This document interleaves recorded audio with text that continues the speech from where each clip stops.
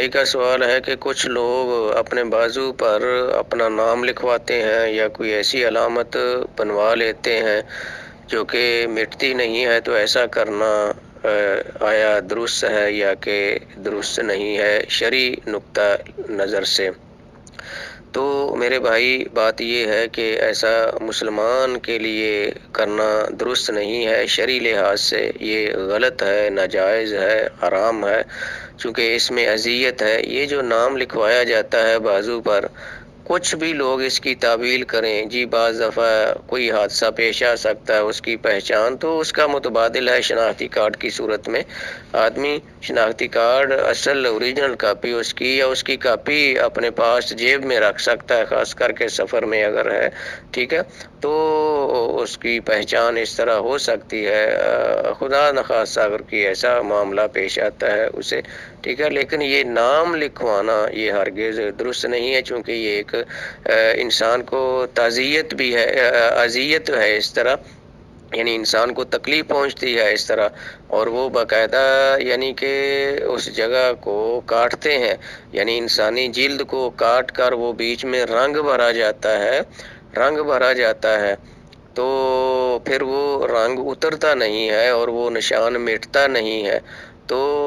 یہ مسلمان کے لیے ایسا کرنا جائز نہیں ہے۔ اور کچھ خواتین بھی مستقل طور پر جاہلیت کے زمانہ میں یعنی اسلام سے پہلے ایسا کچھ کرواتی تھیں، یعنی کہ اپنے چہرے پر یا اپنے جسم بازو پر یا اس طرح وہ پکا نشان یا علامت لگوا لیتی تھیں، ٹھیک ہے، تو نبی علیہ الصلوۃ والسلام نے انہیں ایسا کرنے سے منع کیا گیا، اور یہ مسلم میں آتا ہے، یعنی اس تخلیق کو اور اس کیفیت کو اور اس شکل و صورت کو جو اللہ تعالیٰ نے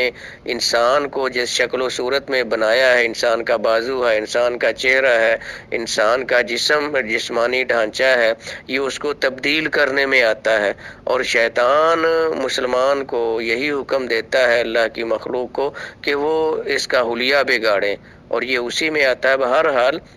اہل علم کے نزدیک ایسا کرنا یہ جائز نہیں ہے، انہوں نے اسے حرام ٹھہرایا ہے، اور جو اس کا متبادل اور جائز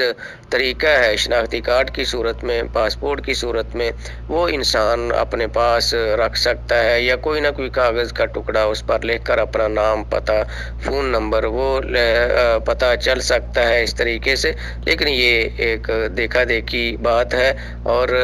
جہاں تک مجھے علم ہے اس حوالے سے کہ یہ کافروں کی طرف سے ہی آئی ہے، وہ ایسا کرتے ہیں۔ مسلمان کی پہچان سب سے بڑی وہ اس کا اپنا عمل اور کردار ہے، یا پھر یہ جو جائز ذرائع ہیں ان کو استعمال کرنا چاہیے، اور ان سے بچنا ہی بہتر ہے۔ واللہ اعلم۔ السلام علیکم۔